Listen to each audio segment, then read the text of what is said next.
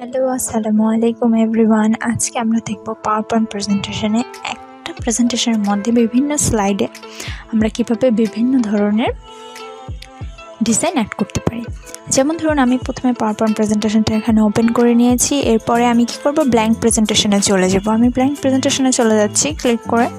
এরপর দেখুন এখানে একটা ব্ল্যাঙ্ক প্রেজেন্টেশন ওপেন হয়েছে। এরপর আমি ইনসার্ট থেকে কয়েকটা স্লাইড ওপেন করে নেব।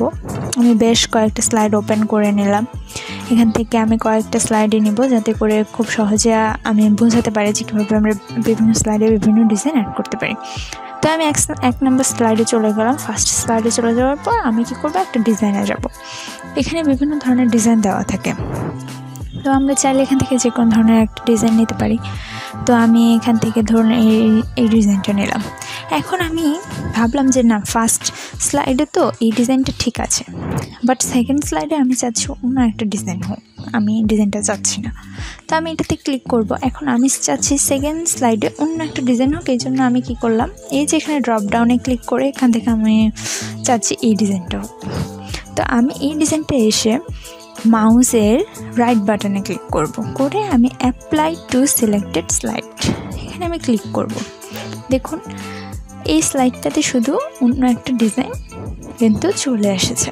কিন্তু আমরা যদি এই কাজটা না করে সরাসরি যদি আমরা এমনি দিয়ে দিতাম, তাহলে সবগুলোতে কিন্তু এরকমভাবে হয়ে যায়। ঠিক আছে, এখানে এসে তারপর এটা সিলেক্ট করে দেন আমাদের পছন্দ মতন আমরা যদি একটা নিয়ে তারপরে অ্যাপ্লাই টু সিলেক্টেড স্লাইডে দিই, দেন কিন্তু এটা শুধু ওই কালার হয়ে যাবে। আপনি চাইলে যে কোনো স্লাইড যে কোনো কালার করতে পারবেন আপনার পছন্দ মতন এখান থেকে। এইভাবে কিন্তু খুবই সহজে একটা প্রেজেন্টেশনের মধ্যে different slide different design use করা পসিবল। এখান থেকে ডিফারেন্ট ডিজাইন কিন্তু আমরা চাইলে এখান থেকে ব্যবহার করতে পারি। আমি যে কোনো ধরনের ডিজাইন এখান থেকে ব্যবহার করতে পারি। সো একটা ডিজাইনের উপর যখন আমি ক্লিক করছি, প্রথমে আসতেছে যে অ্যাপ্লাই ম্যাচিং স্লাইড। তো ম্যাচিং করলে এই যে এটার সাথে এটা ম্যাচ হয়ে যাবে, এরকম হবে। আর যদি এর পরের অপশনটা হচ্ছে অ্যাপ্লাই টু অল স্লাইড, অর্থাৎ পুরো প্রেজেন্টেশনটার মধ্যে একটা ডিজাইন অ্যাপ্লাই হয়ে যাবে। এর পরের যে অপশনটা আছে সেটা হচ্ছে অ্যাপ্লাই টু সিলেক্টেড স্লাইড, অর্থাৎ আমি একটা স্লাইডই হচ্ছে আমার প্রেজেন্টেশনের একটা স্লাইডের মধ্যে আমার পছন্দসই ডিজাইনটা আমি অ্যাপ্লাই করব। সেট অ্যাজ ডিফল্টেড থিম, এখানে ডিফল্টেড কিছু থিম থাকে। এই যে এই থিমটা ডিফল্টেড ছিল, ওইটা অ্যাড হয়ে গেছে। এটা চাইলে এখান থেকে ডিলিটও করা যায়, বেশি সরাই দিলে যে ডিলিট হয়ে গেছে। এবার থিমবার তো দরকার নেই।